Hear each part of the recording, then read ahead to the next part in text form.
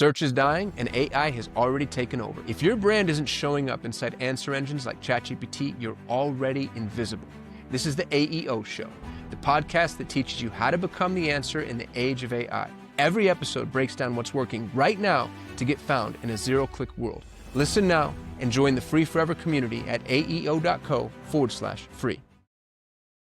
Welcome back to the AEO Show with Kasim and Julian, the dynamic duo. I don't know if we're a dynamic duo. We're kind of a pair of nerds, to be honest with you, but maybe we'll achieve duo status. Yeah, we do work great. There's a book out making noise, so I think that's a great proof. Yeah, I agree. Dude, we just had a marathon of a week. We were on Harry Belcher's AEO certification workshop, which was 4 hours a day for 3 days. And you had to reorganize a lot of stuff, right? Is your girlfriend mad or was she cool? She already knows that. I was writing a book for the past year, so it looks kind of the same, my schedule. So yeah, it was really interesting. It's a lot of energy that you get on those calls, like 500 people at a time, everyone just engaged, almost no lost after break. So it is quite the experience. Dude, that part was crazy because we broke Zoom. So the first day, Harry had in excess of the number of subscribers he expected by a pretty significant margin. And I think we topped out at like 530. And you're right, our retention was insane because I'm used to it every day. Usually when you do a webinar or training like that, every day it halves. So you start with 500, it goes to 250, it goes to 125. And it's just what it is. Those are just the numbers. And we maintained, I think,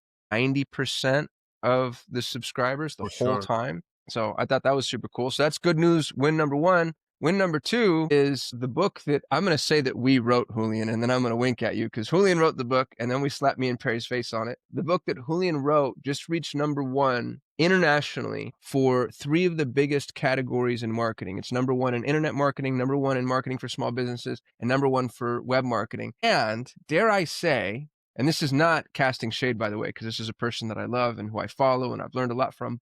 Julian, you beat Alex Hormozi.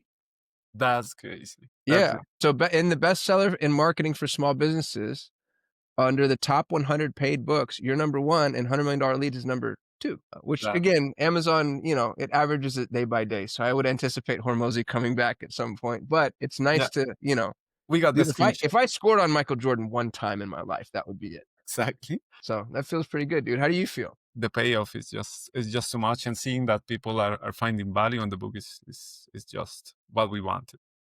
Yeah. So if you want the book for free, you can go to aeo.co/free. The book is yours for free. The community is yours for free. The community has a whole massive cache of resources that Julian's put together, courses and how-tos, and we've got a little vibe-coded software in there too. I think there's a lot.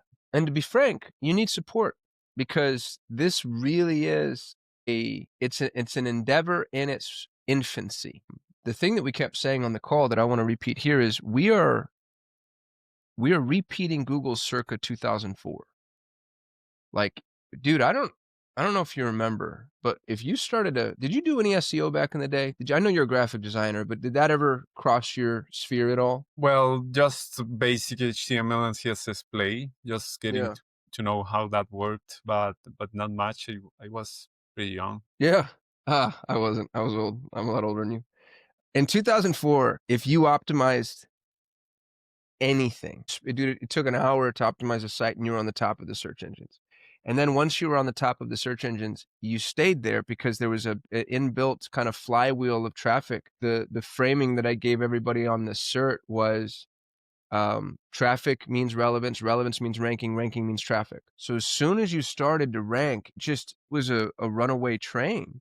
And then you became impossible to usurp, So flash forward to 2009, 10, 11, 12, and you were just positioned. That longevity really helped you. The same thing, I believe, is going to be true for AEO. As a matter of fact, you'd have a really hard time convincing me anything else happens because that's the inbuilt confirmation bias of almost any quote unquote scalable digital ecosystem is once something starts to work, sort of over indexes in that direction. So if you're listening to this and you haven't started answer engine optimization, start now. You have no excuse because number one, all the education is free. Join the community, download the book. We've got over 1,000 people in the community. They're all helping each other, collaborating back and forth, sharing best practices. And to be frank, the early stage tasks are really accessible. Like I watched you install Schema Markup live on the certification call. And it just really drove home for me that like, dude, this is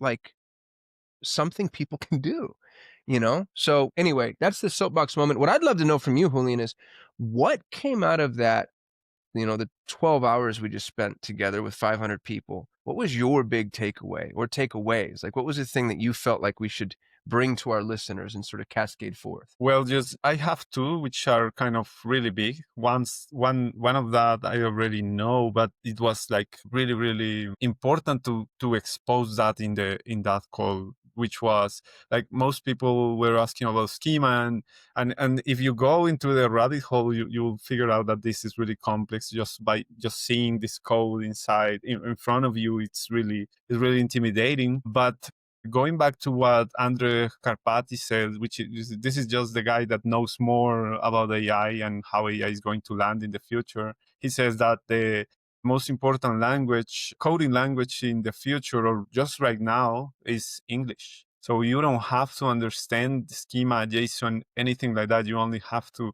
be able to prompt any AI model. And these models are more and more capable of getting you there, like getting you to the code that you need reading, even getting the apps built for you. So that's something that I'm as I'm researching these things, is kind of natural that I've been knowing that for a while, but like being able to uh, tell that fact to people, that you don't have to know the code, you have to know how to prompt properly. That's, I think, what's going to change the most. So Dude, that's it's a such big an unlock. yeah, it's an extraordinary unlock. It also it I got caught flat-footed on the call. I don't know if you remember this, but we were doing the Q&A session. And this is a paid certification. People have paid a not insignificant amount of money to be there. Not that that's you wanna give people value, but when they pay, you really wanna show up like you're a professor. Somebody had asked me about schema strategy, and I started to dive kinda deep into how I would think about schema, if this, then that, this category, this type of site, this offering, this service, this page. And then they stopped me and they're like, "Well, can I just ask ChatGPT?" And I had this moment where I was like, "Well, if you wanna do it the easy way," you know, like, I just felt so stupid Exactly. because it was like, "Oh, yeah, actually, not only can you do that, but they're probably gonna ChatGPT is gonna come up with or Claude, I know you're a Perplexity guy, so forgive me, I'm not trying to lob any grenades at you. But Yeah, the LLM is gonna come up with a better schema strategy than you are with ease. So again, going back to just how accessible this is, and I love what you just said, like, English is the most important prompting language, and I even wonder if that's true any longer with how good translation's getting, you know, because you could take somebody who knows Mandarin, and there's really extraordinary translation tools, and if they're using English-enabled AI, is there a difference? So it's almost like plain language. Plain language is the most important prompting language, and I learned something from my friend Chris Mercer. If you don't know Chris, and I'm not allowed to call him Chris, actually, he prefers Mercer. So if you don't know Mercer, he's founded Measurement U. He spent the last 15 years is probably the most recognizable name and face in measurement. Teaches people analytics, measurement tracking, all those things. Really brilliant human. He's got a 10,000 person event he runs every year. Really sharp guy. He's spun off since and he's pursuing AI really hard. And Chris was on a call with Christine Marie a few days ago, who's another thought leader that I follow. And Chris said, I prefer short, simple prompts because this world of prompt engineering is putting people in a position of putting too many guardrails on the AI, and they're trying to outsmart it. And what Chris is saying, what Mercer's saying is if you give it the opportunity to intuit your intent, it actually gets out ahead of you in ways that you never would have expected, and it like amplifies value to degrees that you wouldn't necessarily. So I'd be curious, have you had that experience? How are you prompting? Are you playing the prompt engineer game, or are you just, you know, are you where are you on that spectrum? I am kind of that right now. Like recently, I since ever since I discovered that, like there's a way in which you could the better way to prompt for me, which is easier, that you don't have to save these long ass prompts for you and try to find them every time. It will be to try to do the best version of the prompt that you can do at the start, but stop it right there. At the end of the prompt, just add but before, ask me the right questions to improve this output. And Wow, I love what that it a lot. and it will improve everything. It could give you like 3 to 15 questions. You'll feel bad after that because it's a lot of work, but then it will ask you about who is your target audience, where is this going to be going, what are these different types of variables that you didn't take into account. Mm. So once that's done, like they are asking the right questions because they are the ones that are going to create the output. So the output just maximizes that. I will say that the quality just 10x after that. Dude, I love that. That's a big unlock too. And we're getting to a point where Perry Belcher called this 3 years ago. He goes, "Prompt engineering is bullshit. There's no need for prompt engineering. Like, there's no such thing as prompt engineering." Which at the time, I didn't really understand why he was making as big a deal about it, but now I do. It's like, oh, once the AI fulfills on its promise, prompt engineering presupposes that the AI is stupid and you need to make it smart. But once it fulfills on its promise, it's like, and that's maybe the scariest part is, dude, people are getting kind of freaking stupid. Well, there was a study, I think it was MIT.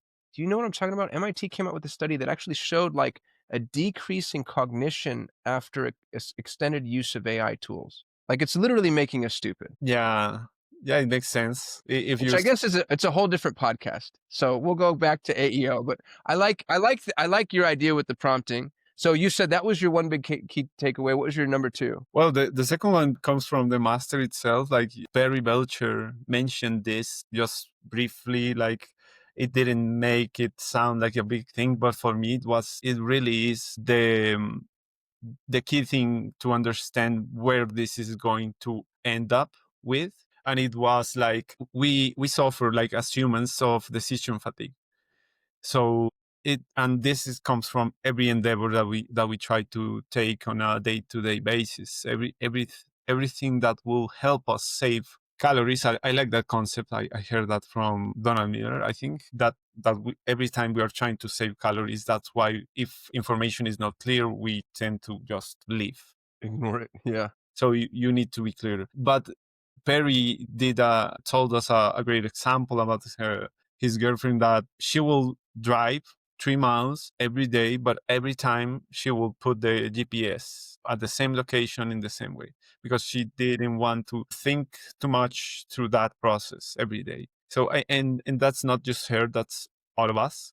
We no longer kind of keep phone numbers in our heads. We keep them on our devices. And that's kind of the tendency. If we get a tool that does something that we used to do X faster and 10x better, there's no reason to go back to it. And Mm. that's kind of the logic of that we are trying to avoid decision fatigue. And if we get this tool, which is only getting smarter, that is only getting to know us better with time, like every time that we introduce a prompt, we ask a specific thing that we like or not, AI is going to be aware of that and giving us the most specific recommendations.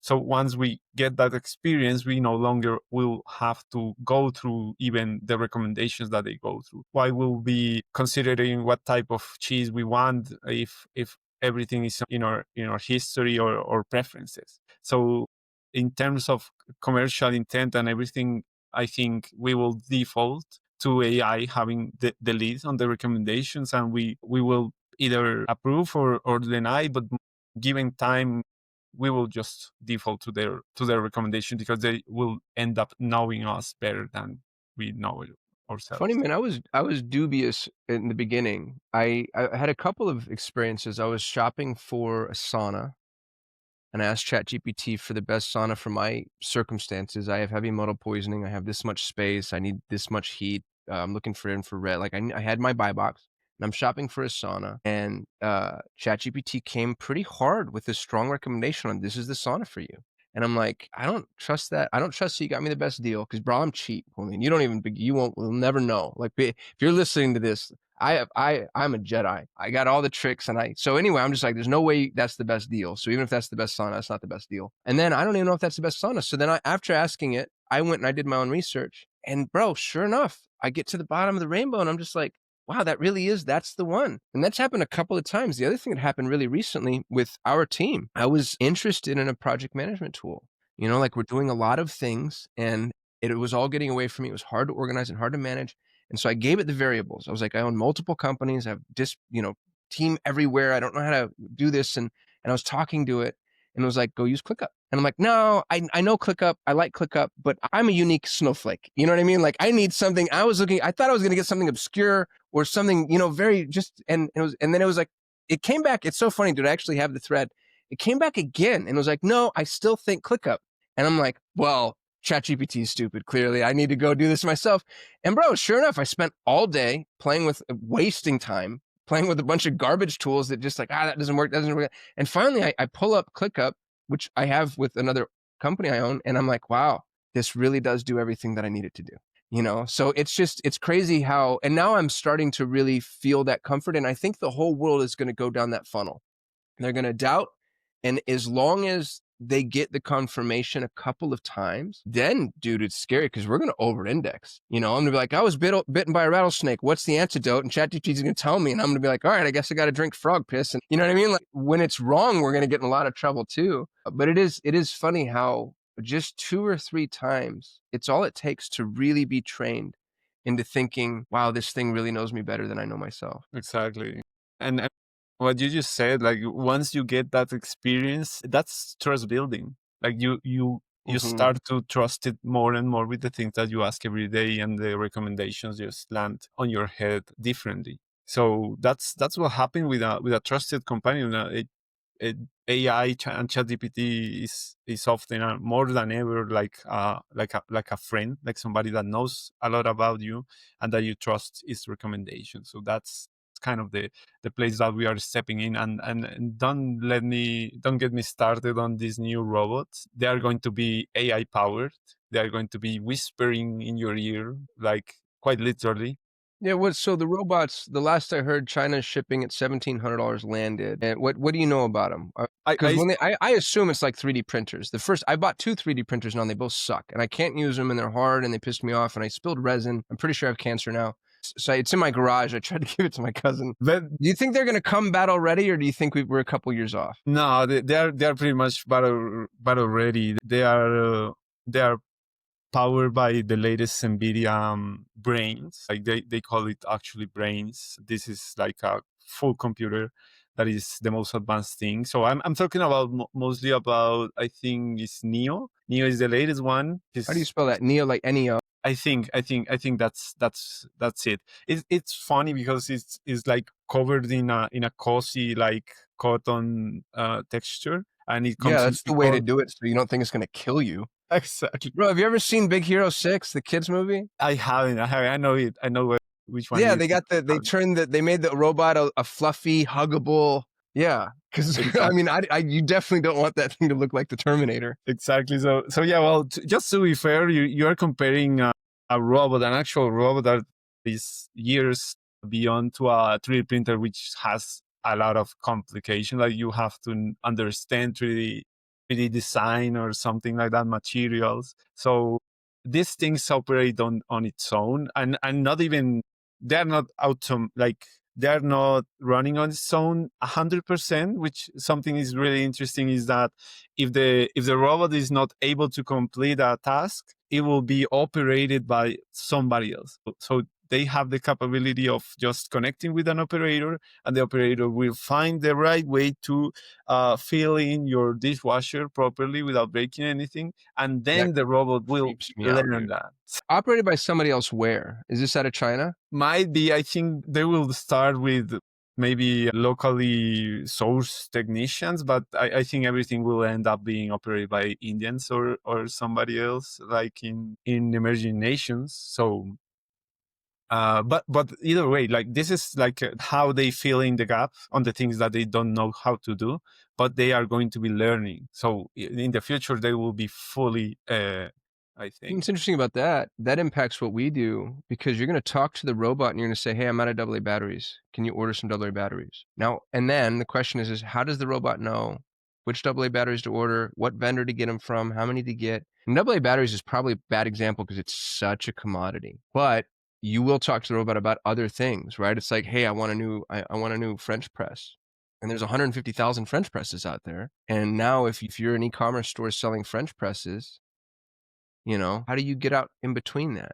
And that's AEO, I imagine. Exactly right. And just think about it. Like we are going to be having cameras and microphones walking around our house, seeing what we purchase, seeing everything else. So the data that they are going to be gathering from our own homes, of our habits, of our everything, is going to be somewhere in AI in the future, in the short future. I think that these things are already shipping and people are already playing with them. The thing's 20 grand. Like, it's not that's I mean, that's not accessible, right? Like, most people can't drop $20,000. Uh, although, dude, if you really think about it, like my mom was a nurse and she started to lose her vision, so she worked at a call center and she had to pay, and this was in the 90s, dude, because I'm old. So I'm just curious. She had to pay $400 a month per kid for daycare. So it was $800 a month times 12 is 9,600. So in 2 years, assuming you trust the robot to watch your kid, but I got to be honest, those robots would be way better than the people who worked at that daycare. You know what I mean? Like, You don't know yeah, them. the robot probably is far more trustworthy. So in 2 years, that thing just paid for itself. And I even think they have a rent option. They do, yeah. And that's the thing that is accessible. It's $500 a month. Yeah. So that's a good point, dude. My mom was paying $800 a month, which was like, I think that was more than our rent at the time. And she would have saved $300 a month. And again, adjusted for inflation, $500 a month is probably, I don't know what, $12 or whatever it is, because it's so long ago. The robot thing is really interesting. As soon as I've been saying this for a really long time, as soon as robotics catches up to AI, that's when we're going to see what the real impacts of this are. Because we feel overwhelmed now, but dude, just wait. Exactly. It's going So to be everything. Yeah. Self-driving. Once all cars are self-driving, all manufacturing is robot-led. But yeah, it's something to look out for and to optimize from now. Like, how, yeah, if I'm not doing anything on organic reach right now, how can I expect to catch up to AI like in 2 or 3 years? That's kind of the call to action. Like, get better and better at understanding, push your brand out in the places that matter for AI, and then you will have a more smooth sailing from there when everything turns like the 100% AI and robotics. time is now. If you're listening and you're not doing AEO, start. You can do it yourself. You can sign it to employee. We have the blueprints and the checklists and the book and the education is free. Let's talk a little bit about our selfish interests, Julian, because when I hear people say, "Oh, and it's free," it's like, "All right, dude, I know what's going to happen. I'm going to get in there. I'm going to get your little bit of free shit, and then you're going to upsell me and ascend me and all that stuff." We have done for you services. That's true. So you can come pay us money if you want to. It starts at $1,000 a month. And the goal of the community isn't actually to build a well of customers. It's to learn. And I figured this out. My background is in Google Ads. I built the #1 ranked Google Ads agency in the world. And we were the best. We really were the best, dude. Like, and everybody knew it. And it wasn't because of me. It was because of my business partner, John Moran. But we didn't get to be the best until John was able to crowdsource the data, because most ad agencies have 10, 15, 20 clients at most. And if you're only looking at 20 accounts, your learning is limited. But as soon as we started doing like kind of workshopy challenges, online, whatever, and John was able to go from 10 to 20 to 30 to 40 to 50, his ability to see trends and really prove like, wow, I think when I pull this lever, this thing happens. But if you have 20 accounts, 3 to 4 to 5 of them are the same, right? Because businesses are so disparate. So you have like a couple of local accounts, a couple of professional services, a couple of e-commerce accounts. But we ended up with thousands of clients come through our shop, and we learned. And that's how we were the very first agency to embrace Performance Max. We were the very first agency to embrace smart shopping. We were the very first agency to tell people when to stop using both of those things. And it's because we had the data. So if you're listening to this and you're like, I'm not going to join you for free because you're just going to sit there and treat me like a prey animal, the opposite is true. We're going to help you, because if we can make it work for you, it's one more data point that teaches us what works in total. And I don't care what kind of business you are, little teeny tiny brick and mortar nail salon, or great big legal conglomerate. Although if you're a legal conglomerate, you're probably soulless. So I won't enjoy helping you, but I'll do it anyway. Just kidding. I have some lawyers I like, not many. So go to AEO.co/free, download the book, join the community, let us love on you. It's great. What are we actually at now, Julian? Do you remember? I mean, It's over 1,200, I think. yeah, we're at 1,158 members, and some of them are like badasses. Cornet's in this group, dude. Cornet's a killer agency owner. Really, really brilliant guy. All right, dude, I think we did it. How do you feel? Great. Just great. This is the AEO show. Like, subscribe, give us reviews. You know how podcasts work. We'll see you in the next episode. Peace. Yeah. Thank you for tuning in to the AEO show. Do you want to learn how your brand can become the answer for AI engines like ChatGPT, Perplexity, and Gemini? Join our free forever community at AEO.co/free and get access to research, tools, and live discussions that will keep you ahead of what's next. Don't forget to subscribe, share, and leave a review because the future of search is already changed.